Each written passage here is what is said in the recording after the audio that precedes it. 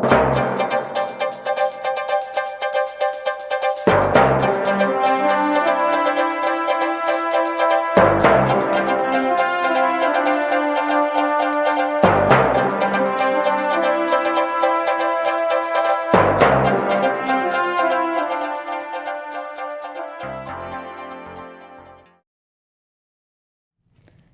and welcome to Sounding Board, a community access television production of Seroptimus International of Novato. My name is Madeline Peters and my guest today is Karen Lynch, whom I will introduce a little bit more in a moment. But first, a little bit of information on Seroptimus. Seroptimus is an international organization whose mission is improving the lives of women and girls, both locally and internationally, by empowering them to assume leadership positions and promote women and girls economically and socially. Well, Karen, thank you very much for being here. Karen Lynch has a very interesting background. She's published this book. It's her first novel, Good Cop, Bad Daughter, which is her own very, very interesting story of becoming a part of the San Francisco police department at a time that women were just kind of beginning to make headway into those ranks. So Karen, I want to thank you very much for being here today. And you have a very interesting story. I mean, I was fascinated when you came to speak to our organization about what your life had been like and what you're growing up and all of that. But why don't I just let you kind of introduce yourself a little bit more, and then we can kind of have an informal chat just about this book and some of the other things that you've been involved in. And sure. You know, your life is very interesting. Thank you. Thank you so much for having me. I'm really happy to be here. I love the Seroptimus and your mission. I think it's really important. And one of the things that motivated me to write this book was when I was growing up in a very chaotic family where there wasn't a lot of support and I was on my own a lot. I always wished there had been books out there written by people who had survived those sorts of childhoods to sort of give me some template to work with. And so, so I hope my book will be something useful to young women in helping inspire them to know that they can survive a chaotic childhood and make a happy life for themselves. It's interesting now. I mean, I want to get back and talk about your early story, but what you bring out is the importance probably for many people, children, adults, teenagers, to kind of share their experience and not feel so alone, have some sort of guidelines or reality checks. Otherwise you'd go around wondering what did you do wrong? Exactly, yeah. And I grew up in a time where the media, the television was all ridiculous sitcoms like Leave It to Beaver or The Brady Bunch. And so those of us who grew up in families that were unconventional or just different in any particular way never felt that we were part of the bigger culture. And we always felt strange and ignored and so forth. And in my particular instance, my mother was mentally ill and was in and out of mental hospitals a lot of my childhood. And it was very isolating. And it was a source of shame and embarrassment and something I didn't reveal to very many people. And that has really changed a lot, I think, in our society now. I think people can say, this is what my family's like, and there's not as much judgment. And there's more of a sense that all families need to be honored and all people need to be given a voice. You grew up in San Francisco. I did. So yes. It's like just to kind of give the geographical location, and that was the area of your growing up and the area where you served as a career police officer. Your book is fascinating. Your story is just amazing. What are some of the things that you would like to share just about that early stage, like when you first became aware, your early awareness of your situation and trying to sort of normalize your perception of your life? Well, one of the things that makes my story kind of unusual is that I was raised in a family that was very hippie-ish. My mother and stepfather owned a head shop in San Francisco. We protested at all of the anti-war demonstrations all through the 60s. I went with my parents all the time to do these things. And eventually my stepfather started a business where he sold buttons that had anti-war slogans on them and bumper stickers and so forth, and opened a couple of little stores around San Francisco. And I was I say I was raised by a tribe of hippies because most of the time, there were young hippie kids taking care of me, or I was hanging out with them. And for me to become a cop it was pretty much like running away to join the circus in a normal family. It was like, can you think of something more opposite that I could do, And my mother thought I was becoming a Nazi, and she said as much. And she really despised police because she had been arrested many, many times and taken away to mental hospitals. And so she viewed the police as the people who took away her freedom and put her in the hospital. For me, they represented stability and taking her away from me, which was usually a good thing because quite often her anger and rage was directed at me. And in her particular case, she chose not to take the medication that she should have or could have taken. So this book is not in any way a diatribe against mentally ill people. It's more of a testament to, if you take your medication, you can probably live a happy life. My mother, on the other hand, chose to do a lot of things that were not in her best interest. She chose to drink. She chose not to see doctors. She made a lot of choices that made her life more unhappy and her illness worse. Well, what was this impact on you? Here you are, a little girl. Well, one of the aspects of her illness was, even though my mother did not have a lot of money, she was on SSI, which is disability for the mentally ill. She would get money from boyfriends or different people she was in relationship with, and she would take this money and save up all of her SSI checks and then take me on these crazy trips around the world to different places. And quite often I would one time I ended up in a children's home in England. I'd end up abandoned, alone, having to find a family or friends, to sleep with or places to be when she was in the hospital. So it was, she viewed these trips as adventures, but for me they were more often scary horror. Very frightening. Yeah, very frightening. I never knew what was going to happen on these adventures, and there was a lot of anxiety and anticipation. And now, what's going to happen? What could she possibly think of to do next? And so you were saying it was not just that you experienced this in San Francisco, but you experienced this chaotic situation and the consequences, but you would be in other countries. Yes. She took me to Japan when I was a young child, and there's a scene in the book where I was lost for a while. And one of the more harrowing scenes, I think, is where I was age 5.5, maybe 6, and she just told me to go have breakfast by myself in this country, and I didn't know where I was. I didn't speak the language, and she just treated me as an adult from a very early age, and I really didn't have the capacity to take care of myself. So it caused a lot of turmoil for me. Mm-hmm, mm-hmm.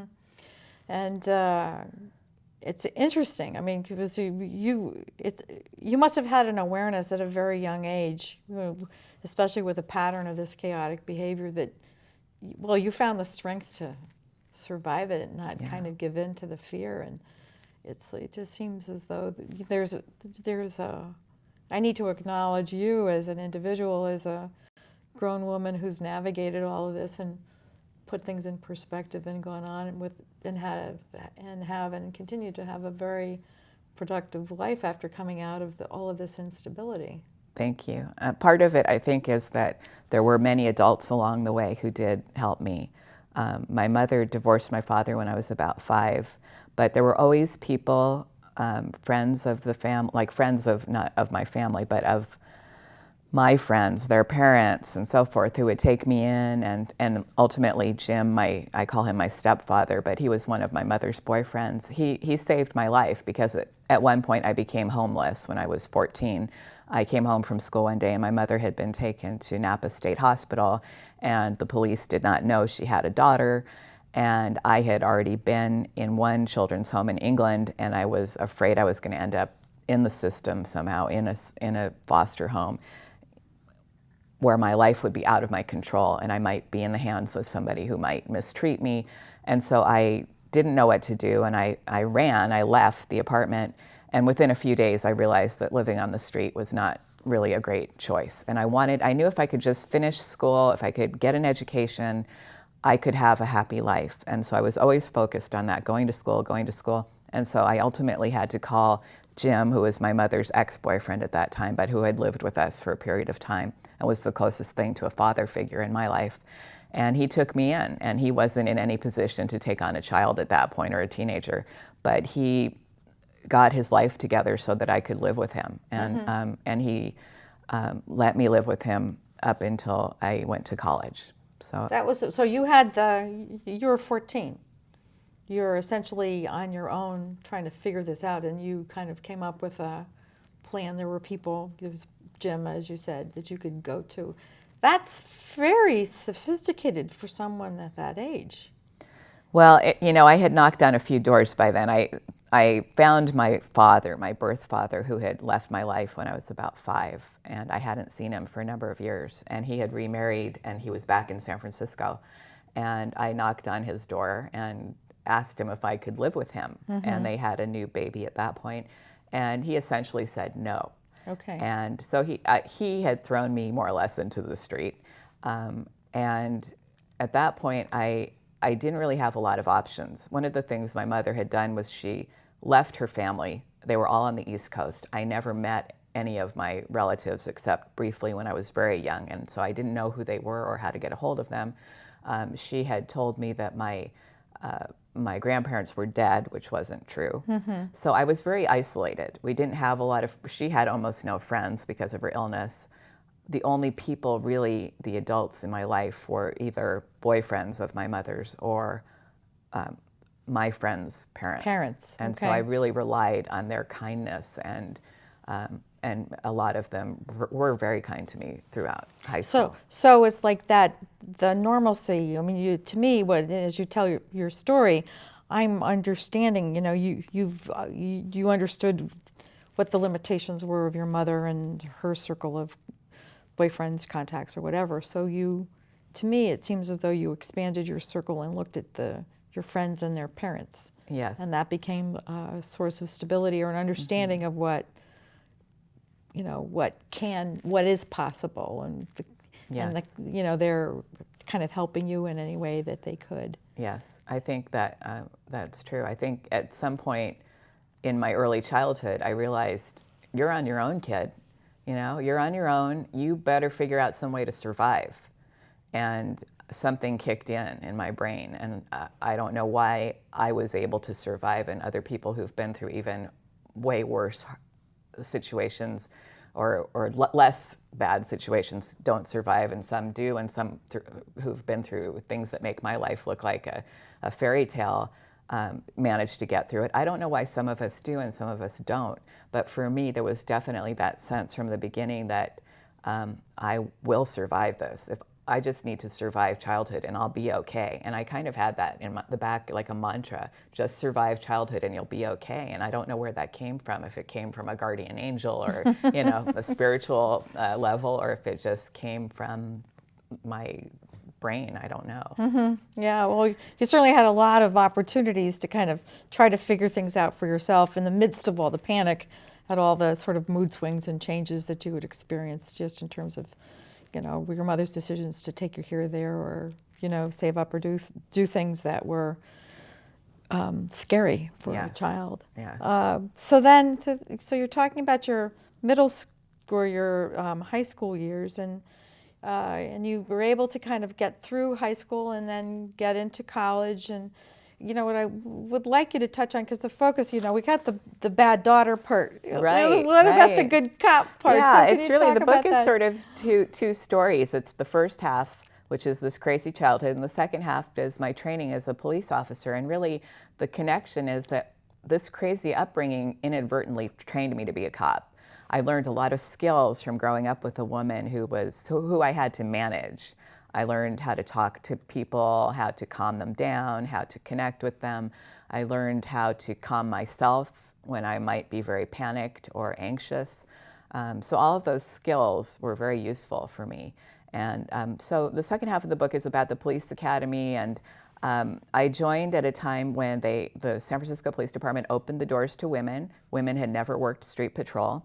And I was a feminist, and a lot of people were saying women can't work patrol, we're too emotional, we will just run away if there's a conflict and things like that. And I was really sort of incensed and had a chip on my shoulder, and I had something to prove. And I was like, what do you mean we can't do it? I think I'd be really good at this. And it felt like I was supposed to do it. So, so I did. And so the book talks about the training, and it's pretty humorous. I tried to put as much humor as I could into the story because a lot of it can be kind of heavy too, and we all like to laugh. But the training itself was really eye-opening. I really didn't know what I was signing up for. That's why it's memoirs of an unlikely police officer, because I don't think I really had a clue what police officers do, and I don't know what made me think I could do it. Looking back on it, I think I had to be 21 and stupid to think that. But part of it was when I graduated from college, it was another one of those times where the economy was horrible, just yet another time where you graduate and the headlines are graduates face worse job market. It just seems as though there were lots of instances where you just were faced with one kind of cliff-hanging decision after another, and a difficult set of circumstances, and you managed, I know, probably by this time, you'd already managed so much in your childhood and your teenage years that you became skillful in figuring out like your next step. I think that's true, and I think that's one of the benefits of having a difficult childhood, is that almost everything later on seems easier than it does for most people, I think, because things are in your control. In a way that, even though I was in the police academy and I was being made to do things that I didn't necessarily love, like millions of push-ups and running lots and lots, and being gassed in the gas training, which was hideous, and all sorts of things like that, I knew I could leave at any time. I could make another choice. I could be a bartender, which is what I was doing through college and high school, and not high school, but college anyway. Or I could do something else. I didn't have to do this. It was my choice to do this.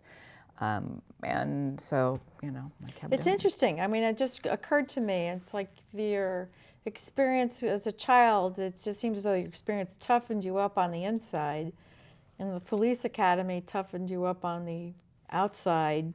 Just when you talk about the physical demands of the exercise and just it's the intellectual demands of like what police officers do, and then the physical demands and the kind of training that you go through. You're one tough lady. Well, thank you. I hope I'm tough in the good way. Well, that's what's coming across to me. Thank you. Yeah. I feel I am strong, but I think tenderness and kindness, and I think the challenge in police work is to keep that core of kindness and compassion, and it can be very hard at times, seeing so much. Well, that's the other thing, is there's the childhood, there's the police training and the time that you chose to enter the police world. And then there's the realities of being a police officer in San Francisco and the kind of things that you learn from that. Because on one hand, I think of the experiences that you had with your mother, not just in California, but wherever you landed, whether it was in Japan or in England or wherever. And then there's so that gives you insight and opportunities to kind of figure out your own strengths. And then growing up, but then the police academy, and then the street work. Yes. Like, I have some familiarity, as I mentioned earlier, since I have family members involved in law enforcement. But here you are. It's like all of these different things place you in a very unique and as a woman, at a specific time in a very unique set of circumstances.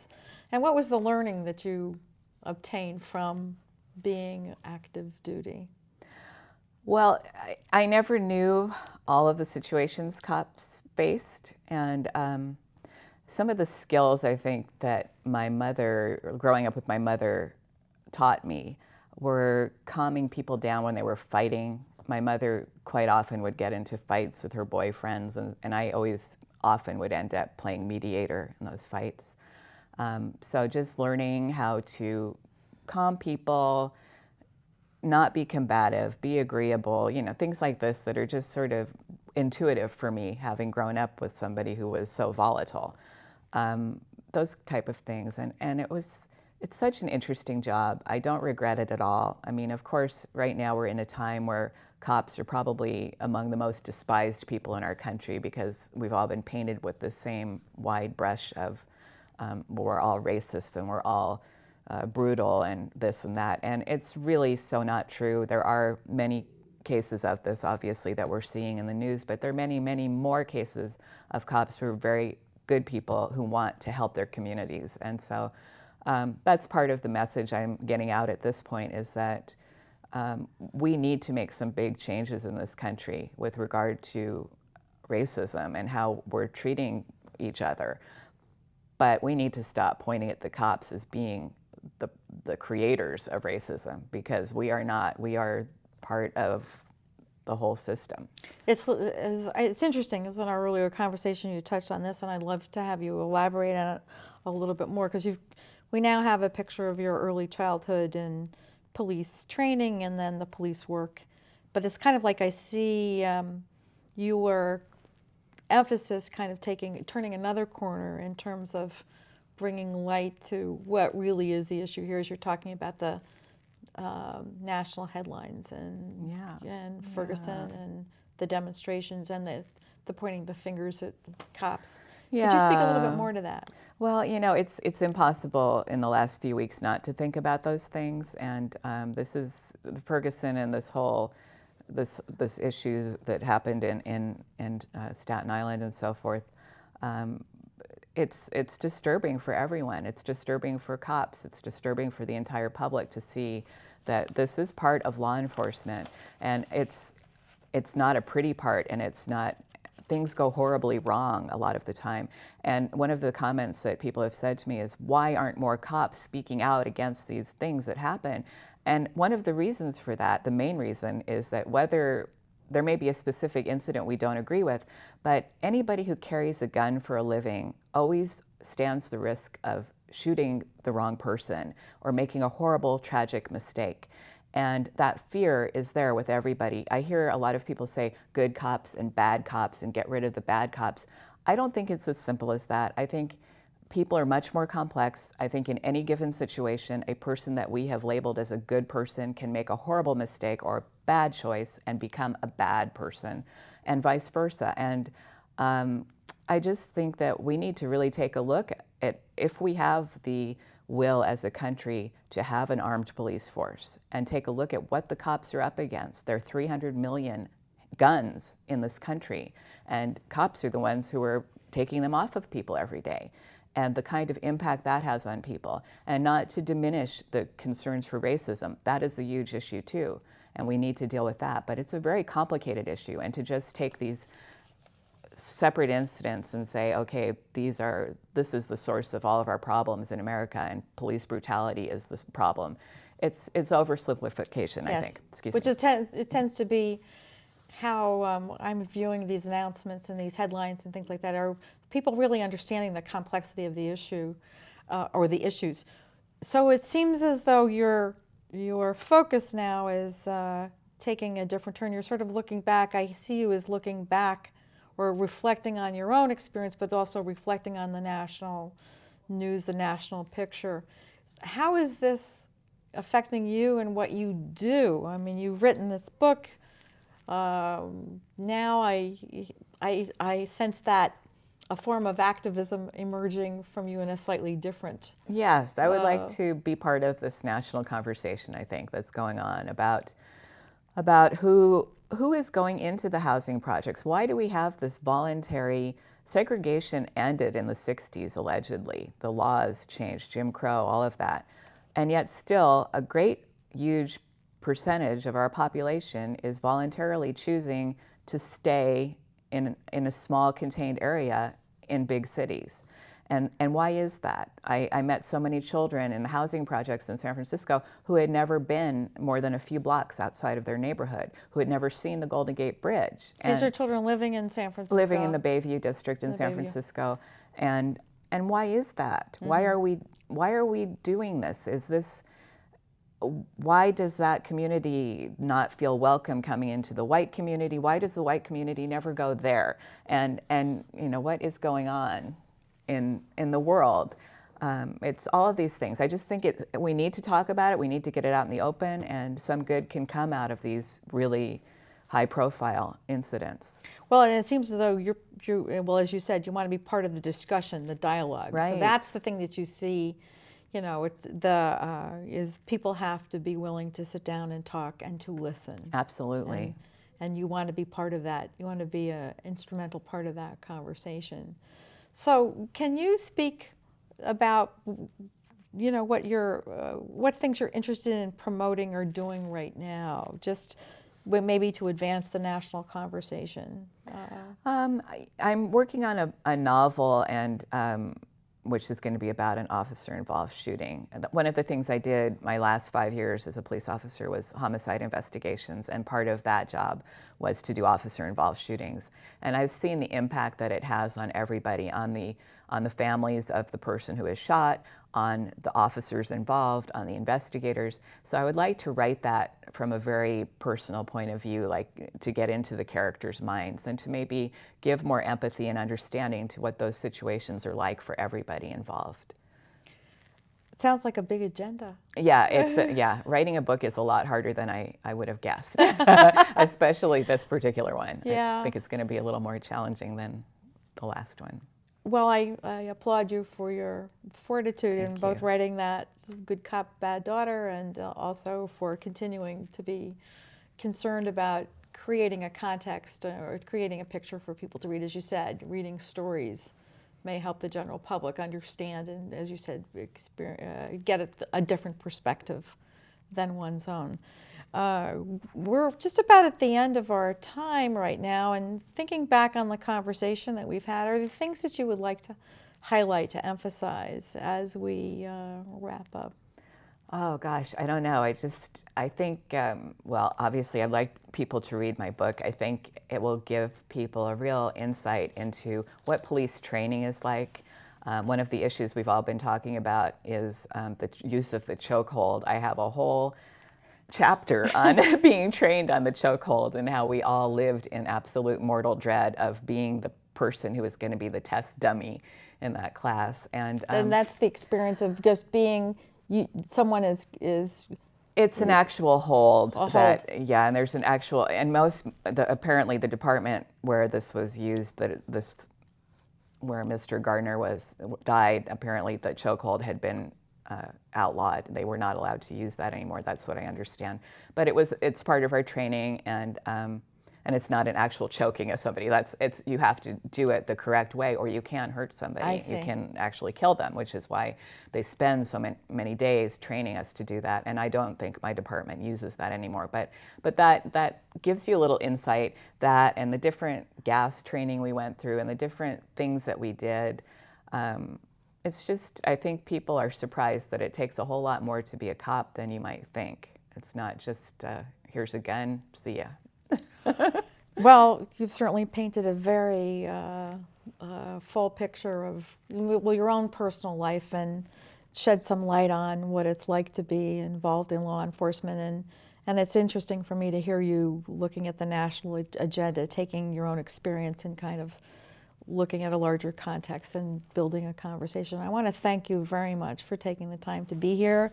And again, Good Cop, Bad Daughter. It's a phenomenal read. I'll look forward to having other conversations with you. Thank you. Thank you very much for being here. Thank you for having me here.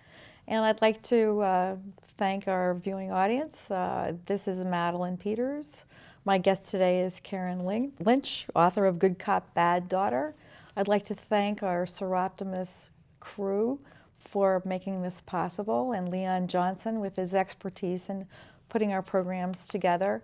And also like to thank the Buck Institute for Research on Aging for allowing us to use their television studio. Thank you very much, and good day.